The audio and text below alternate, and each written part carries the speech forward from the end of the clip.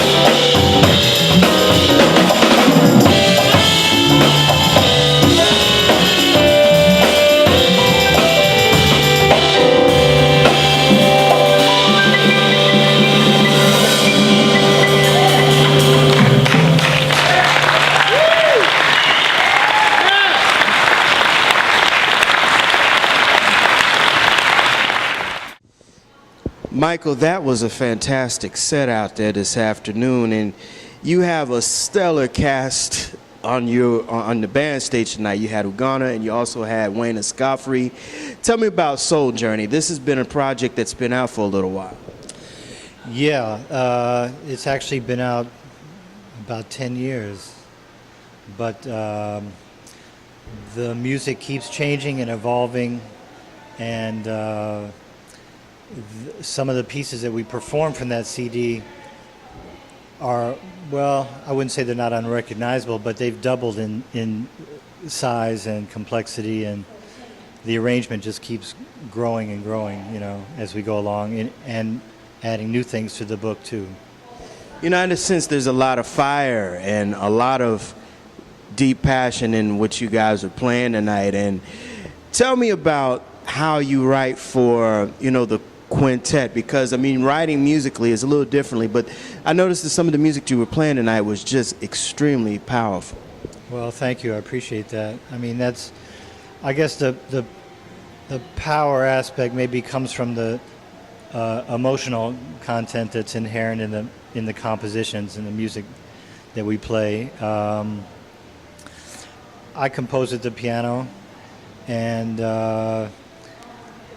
I'm looking to expand and build out from what I have. You know, one of the things I learned from Wayne Shorter is that you don't have to choose just one way for a certain part. You play it, when it comes back again, you do it a little different. When it comes back again, you do it differently again. You know, and you can take a little piece, a little germ from a piece of music you wrote over here, and you extract that and you expand that, and that becomes a new section of itself. And you take a little piece from that and you develop and you expand that, and that becomes your coda, or what you were playing as your coda now becomes your introduction. So as you keep developing and expanding your materials, you can really mix and match the form and the shape of how the piece unfolds as you go along. You know, originally you had Steve Wilson in your group, but tonight it's replaced by Wayne. What is it that you like about the quintet mode as far as a unit versus a trio or a quartet? Well, compositionally, for all the different parts and things that are going on at the same, different layers of music that's going on at the same time, I need a secondary melody instrument, a horn. You know, I used to have a sextet, but then I realized I didn't really need the sextet. I needed a melody instrument and the chordal instrument.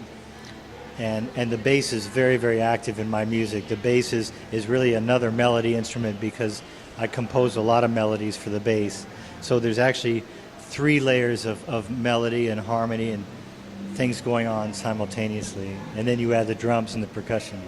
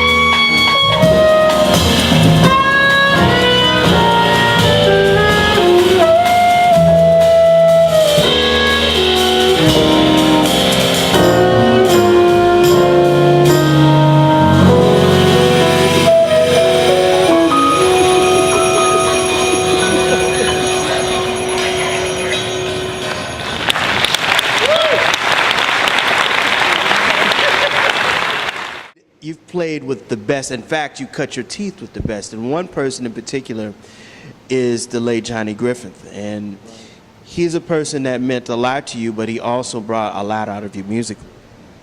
Yeah, well, you know, when you play with somebody like that has so much charisma, not just personal charisma, but musical charisma, and fire and passion and joy of playing, and one who gives 110%. It's you know, we have fun, we have a ball, but man, when we step on that bandstand, the very first tune, it's off to the races. It's no BS. It's like, here we go. Everybody, buckle your seatbelt, and it's be ready. And that kind of intensity and focus was amazing, and it was really a great opportunity to follow Johnny. When you play with players that have such a strong personality, like a Johnny Griffin, like Art Farmer, like a lot of guys I've had a chance to play with, it just brings out your own personality in you. After you follow someone like that who play so much like themselves, it makes you want to delve into into yourself and express yourself in your way as much as you can. And that's one of the great lessons of playing with an icon like that, you know. And it really kind of moving forward, that's been really the crux of how you've put your quartet, quintet, or sextets together. I mean, your saxophonists have a lot of that intensity, like you said with Johnny. Well, I think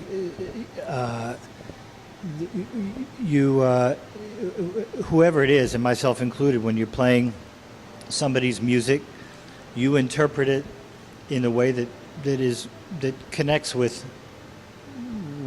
your sensibilities, and you know, if you're a pro, if you're on a certain level, you strive to understand the music you play and to express yourself through that music and understand what the music is about and bring it all to life. You know, that's what you're supposed to do.